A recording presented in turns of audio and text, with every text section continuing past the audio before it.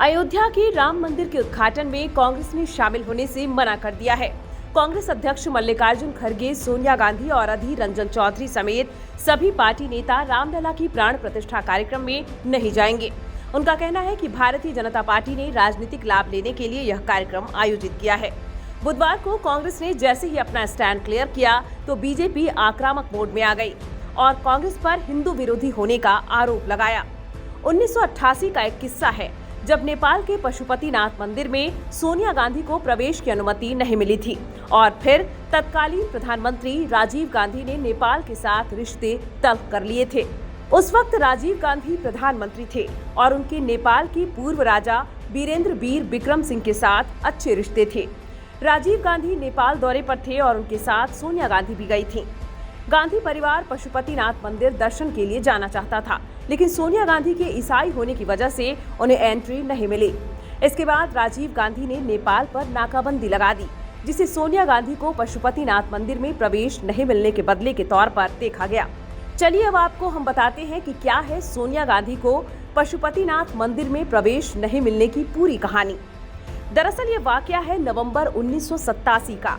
दक्षेस शिखर सम्मेलन में शामिल होने के बाद 1988 में राजीव गांधी फिर से नेपाल दौरे पर गए थे।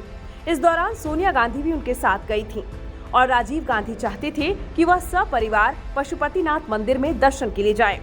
इसके लिए वह राजा विक्रम सिंह से बात करने गए। दरअसल पशुपतिनाथ मंदिर में हिंदुओं के अलावा किसी और धर्म के लोगों को प्रवेश की अनुमति नहीं है। भारत के जगन्नाथपुरी मंदिर और तिरुपति बालाजी मंदिर में भी ऐसी ही व्यवस्था है। इस वजह से राजीव गांधी राजा विक्रम सिंह से सोनिया गांधी की मंदिर में सुरक्षित एंट्री का आश्वासन चाहते थे। अब आपको बताते हैं नेपाल के राजा भी जब नहीं कर सके थे राजीव गांधी की मदद की कहानी।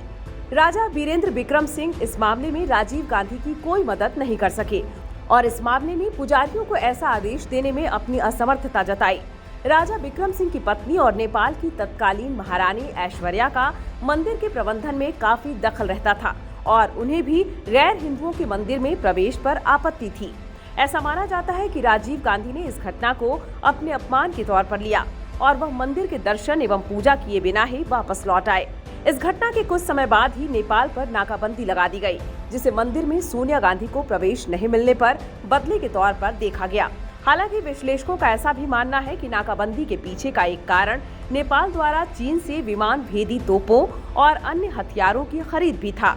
उस समय नेपाल इकलौता हिंदू राष्ट्र था और पशुपतिनाथ मंदिर हिंदुओं का पवित्र तीर्थ है। एक वरिष्ठ पत्रकार ने बताया कि सोनिया गांधी ने उसी समय इंडियन सिटीजनशिप ली थी और वह पुरी के जगन्नाथ मंदिर में दर्शन करना चाहती थीं, लेकिन पुरी के शंकराचार्य ने उन्हें अनुमति नहीं दी थी।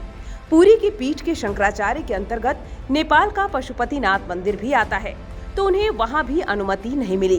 उन्होंने कहा कि नेपाल पर पाबंदी का फैसला इसी घटना से संबंधित है, क्योंकि सरकार तो ऐसा साफ तौर पर कहेगी नहीं।